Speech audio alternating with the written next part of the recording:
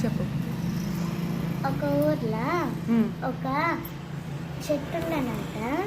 ఆ చెట్టుకి 3 కాయలు కాసినారంట. కాసినప్పుడు ఒక పిచ్చుక నాకు ఆకలి అయిందని నీళ్లు మునిగిందంట. నీళ్లు దొరకలేదంట.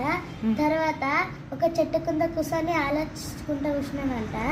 అప్పుడు 3 పండ్లు కనిపించినప్పుడు 3 పండ్ల పండు ఇంకో తొలి పిచ్చుక చూసింది.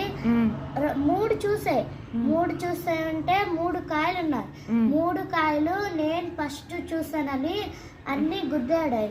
తర్వాత ఒక కోతి వచ్చింది. కోతి వచ్చి అందరికి సగం ఇస్తుంటే ఇక్కడ సగం ఎక్కువైంది, ఇక్కడ తక్కువైంది. ఎక్కువలో కొంచెం కొరికేసాడు.